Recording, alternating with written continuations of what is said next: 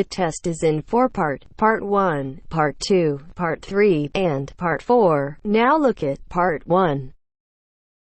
Part 1. You will hear a woman phoning about the shared house she is going to move into. First, you have some time to look at questions 1 to 7.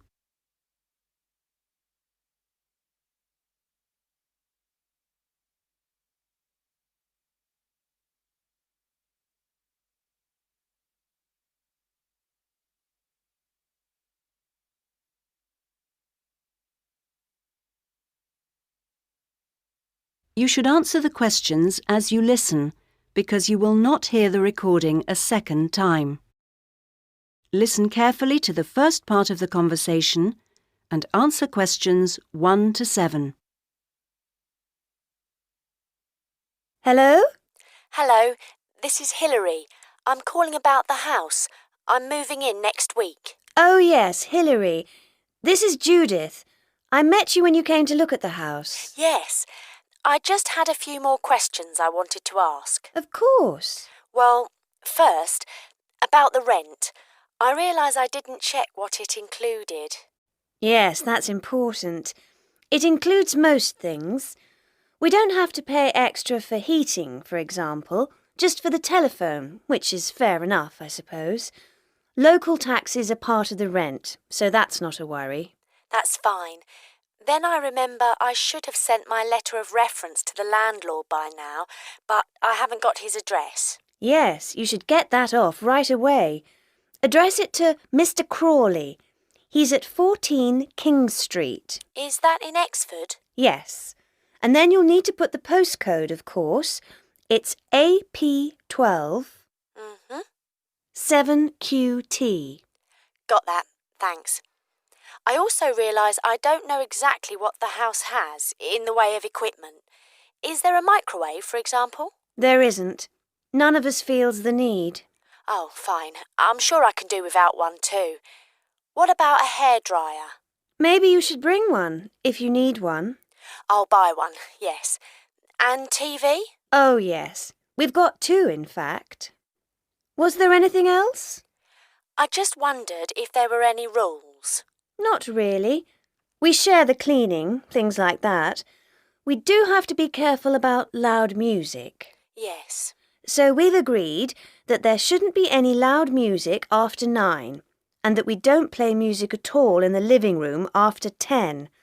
Up to 11 in your own room's okay, as long as it's not too noisy. That sounds good.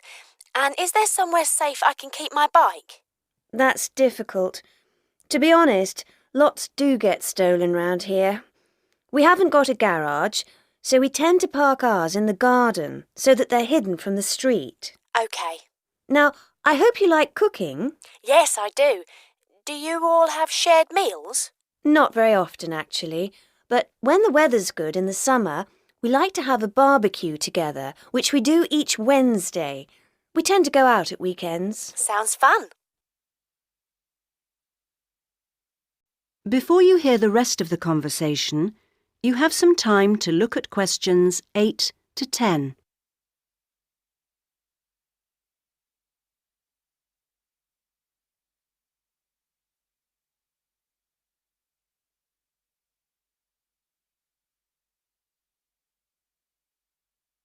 Now listen and answer questions 8 to 10.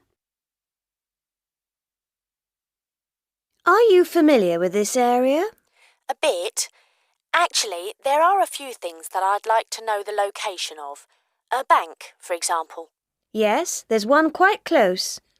You just go up to the junction near the house, the one where 4 roads meet, and go straight ahead and then take the second left.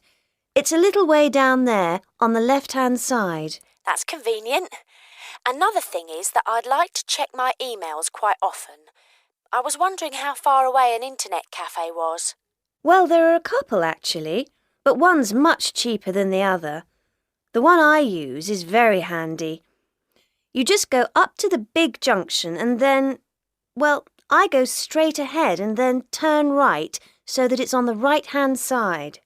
Fine. And one last thing. Uh-huh. I need to go to the post office quite often. I'm hoping there's one quite close to the house. You're in luck. You'd walk up to the big junction and then, if you want a nice route, take the street that's slightly to the right. Then you'd want the second left and you'd find it on the right side of the street. Well, it all sounds great.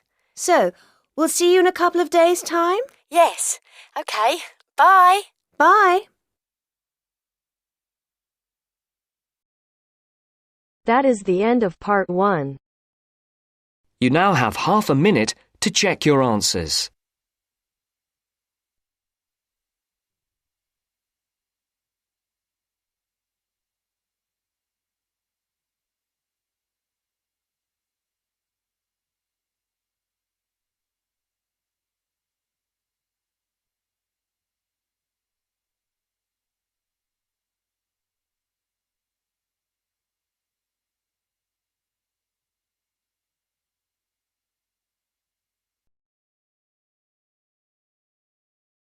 Now turns to part 2.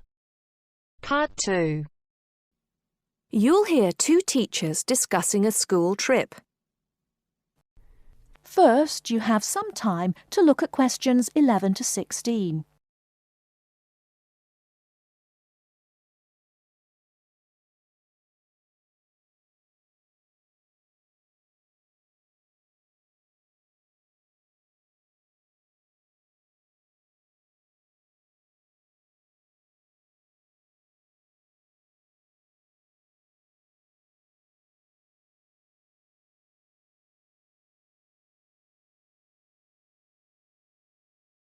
Now, listen carefully and answer questions 11 to 16. Oh, there you are, Paul. Do you have a few minutes? Can we think about this year's school trip? Hi, Jean. Yes, of course. Have you got any ideas? I've been looking through some information and I've brought a few leaflets with me. Here you are. Okay, thanks. Just remind me when the trip is. Next Friday.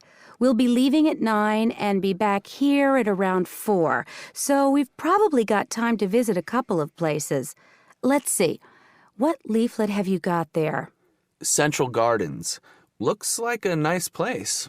It's open from 9 until 6, so we could go there anytime we wanted, really. What about there in the morning and then somewhere else in the afternoon? Farmers Market would be an option first as well, at least until they close at 1. Or we could try Grey Castle. That should be possible in the morning or in the afternoon. Oh, hang on. That's at the weekend. The last admission is at noon on weekdays. Greenhall says the same thing. Queen's Park opens at 8, so we could go there first. Or, according to these times, we could go there on the way back to school, because they don't close the gates until sunset during the week. Okay, that gives us a few options. We went to Queen's Park a couple of years ago, didn't we? I seem to remember that the pupils really enjoyed it. It'd be nice to go somewhere new as well. I've seen groups from other schools going around Grey Castle. So have I.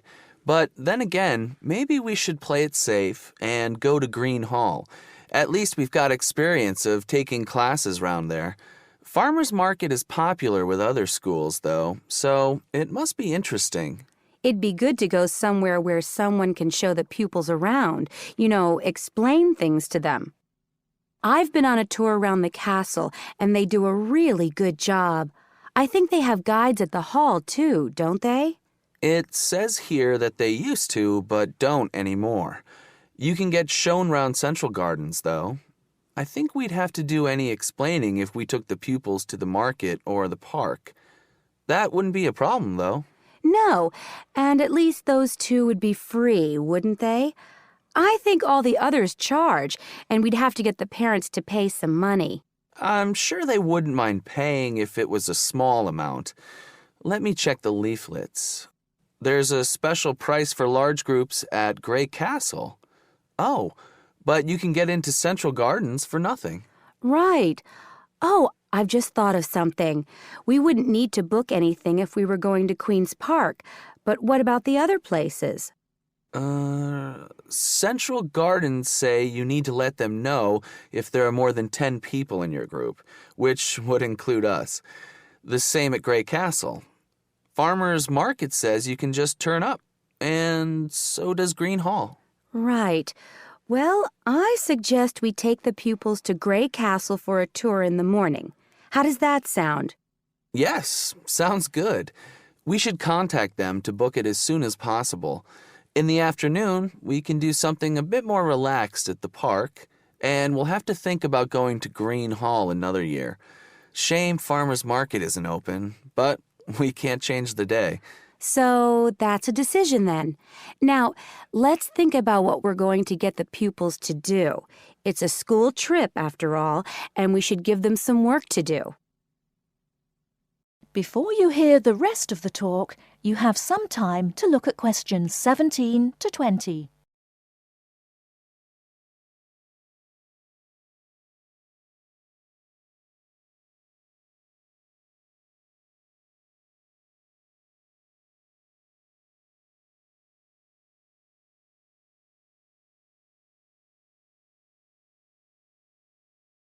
Now listen and answer questions 17 to 20. I think they should know something about the place before they go. That way they know what they're looking at, and they'll be able to write about it better when they get back. I'll put some information together to look at home and give them copies after the next lesson. Good idea. I'll write something for them to do as they're going round the place. We did a quiz last year, and that worked really well. I'll do the same kind of thing this time. Okay. Now, what about the travel arrangements? How are we getting there? What do you think? I remember one year Mrs. Jackson took her group by bus, and that was a complete nightmare. It's quite a long way, isn't it?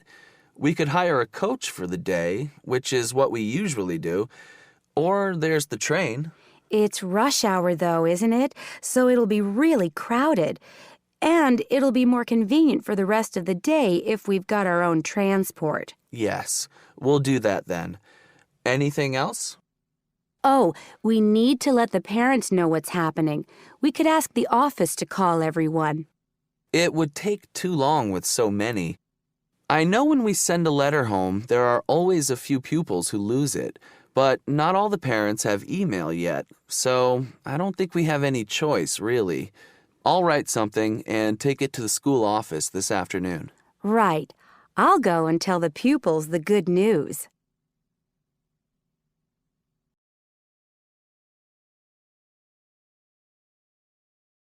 That is the end of part 2. You now have half a minute to check your answers.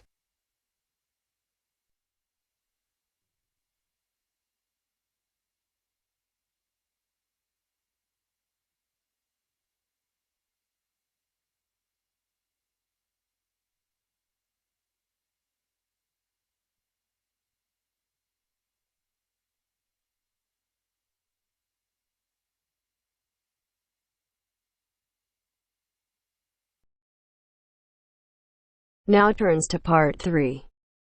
Part 3. You will hear a discussion between a student, Aldo, and his supervisor, Dr. Hurst, about his research assignment. First, you have some time to look at questions 21 to 23.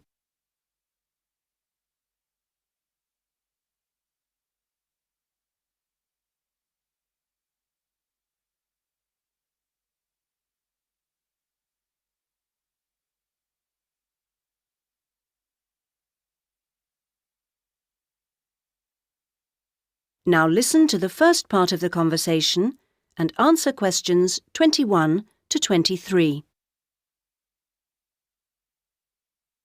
So, Aldo, how's it going so far with your assignment? Not too bad. You're looking at the community round here. That's right. How people perceive the community they are in. Have you made much progress? I conducted quite a lot of interviews on the street with local residents. Their responses are interesting. I haven't got quite as many yet as I'd like. I had wondered if I'd have language problems, particularly with the different accents. I seem to have managed, though. Having to work in the open has made it harder, and with the cold weather there's been recently, people don't necessarily want to stop and talk like they do if it's nice and sunny. That's something I've had to deal with. Of course, some people are too busy to stop and talk, but that's okay. I see. So, have you formed a good overall picture of how people view the community? To an extent. I've certainly talked to plenty of older people. I guess they may have more time to talk. I still don't really have enough young mothers, though. I've managed to get enough older mothers and children through the schools. That's something I had been worried about. Well, that shouldn't be too hard. Now, how are you going to deal with all the data you've collected? That's the difficult part. I guess I need to run some analyses, but I'm rather unclear about what methods to use. You've told me you're confident about using computers, so you just need some input on choosing programs. You should attend a statistics seminar. They're held every Friday after the methodology seminars in room 105. That should help you to select an approach. Oh, good. I'll do that. Now you have some time to look at questions 24 to 30. Meanwhile, let's hear something about what you've learned. Yes, I talked to a number of residents. Good. I imagine they didn't always have the same opinions. Views were certainly quite mixed. Take sports facilities. In general, people seemed to think they weren't very good. There's no swimming pool in the area, for example. But at the same time, there's a new football training area. It looks very smart to me, but it doesn't seem to get used very much. People seem to prefer sitting around in the parks. They enjoy that, taking picnics and so on. Although they want the council to be more efficient at cleaning, there's a lot of litter. People are obviously very concerned about their children's learning. The general view seems to be that early schooling at primary level is of a good standard in the area, but that this standard declines as children move up through the system. The colleges were criticised in particular. OK, now are you going to collect any more data? Some, I hope. There's a local festival next week, and I think the events there will give me some useful opportunities. I talked to a council officer about it all. Good. What does it involve? First, there's a dance show, which I'm sure I'll enjoy. The council explained that the concert hall's being renovated and won't be ready in time, so it's being held in the main square, which I think will be better anyway. At least I'll have more space to wander around in. True. And so I hope to be able to carefully watch the age groups that are there in the audience and make notes about how they interact. So that's one event. Then the following day there's another interesting event which I look forward to going along to, and that's a cookery competition. Oh yes, interesting. I think so. Yes, that one's being organised in the town hall, which has a big space apparently. With food and cooking from all the different people in the area, the council officer told me that it'll be a good chance to find out about the different cultures that make up the community. Sounds promising. Then there's one more event I'd like to go along to. The council officer promised me that the courses fair will be interesting. It's going to be in the Langtree Theatre, and the officer said lots of teachers will be there. I've already talked to plenty of them, but he advised me to put some questions to the head of education, who will also be there. That's all very useful. OK, I suggest you come back next week. That is the end of part 3.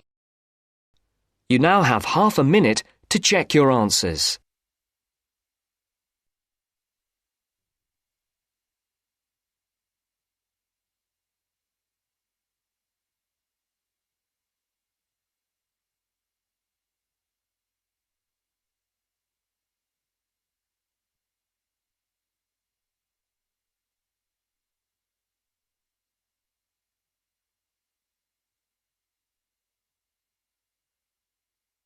Now turns to part 4. Part 4. You will hear a historian giving a presentation about techniques to identify the origin of handwritten books from the Middle Ages. First, you have some time to look at questions 31 to 40.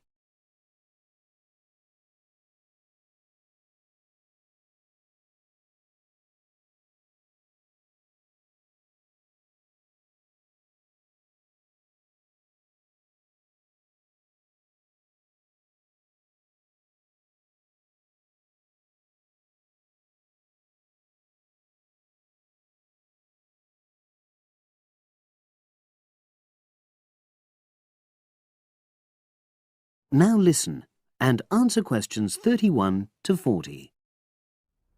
My presentation today is on how the science of genetics is being used to shed light on the origin of manuscripts, anything written by hand, produced in the medieval period, that is, the period between the 5th and 15th centuries AD. As many of you know, thousands of medieval handwritten books still exist today. Some of them have a clear provenance, that is, we know exactly where and when they were written. But the origin of many manuscripts has been a complete mystery, that is, until 2009, when geneticists started using DNA testing to shed light on their origins. But before looking at the new research, I need to explain something about the way the manuscripts were produced, particularly what they were written on. Virtually all were written on treated animal skins, and there were essentially two types. The first was parchment, which is made of sheepskin. It has the quality of being very white, but also being thin. It has a naturally greasy surface, which meant it was hard to erase writing from it. This made it much sought after for court documents in medieval times. The second type is vellum, which is calfskin. This was most often used for any very high-status documents because it provided the best writing surface, so scribes could achieve lettering of high quality. So, once the animal hides had been chosen, they had to be prepared. Where the right materials were on hand, the skins were put into large barrels or vats of lime, where they were agitated or stirred frequently. But if lime wasn't available, then the hides were buried. Both these techniques were designed to cause the hair to slough off and the skins to become gelatinous and therefore more flexible. The next stage was to put the hides on stretcher frames and pull them very tight. While on the frame, they were scraped with a moon-shaped knife in order to create a uniform thickness. For parchment, that was the end of the process. But for vellum, there was an additional stage, where it was bleached in order to achieve the desired color.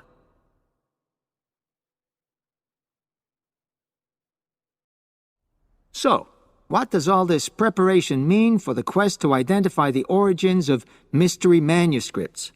Well, until recently, the only way historians and other academics were able to guess at origins was either through the analysis of the handwriting style or from the dialect in which the piece was written. But these techniques have proven unreliable for a number of reasons. It was thus decided to try to look at the problem from a different angle, to start from what is known, that is, the small number of manuscripts whose origins we do already know. Because these parchments and vellum are both made from animal hides, it was possible to subject them to DNA testing and to identify the genetic markers for the date and location of production. From this was created what is known as a baseline. The next stage was to test the mystery manuscripts, finding their DNA characteristics, and then making comparisons between the known and the mystery scripts. Genetic similarities and differences enabled the scientists to gain more information about the origins of the many manuscripts we had known virtually nothing about up to that point. Now you might ask, what are the potential uses of this new information? Well, obviously, it can shed light on the origin of individual books and manuscripts. But that's not all. It can also shed light on the evolution of the whole of the manuscript production industry in medieval times. And because that was such a thriving business, involving very large-scale movements right across the globe, The new data, in turn, help historians establish which trade routes were in operation during the whole millennium. Now, if anyone has any questions... That is the end of Part 4. You now have half a minute to check your answers.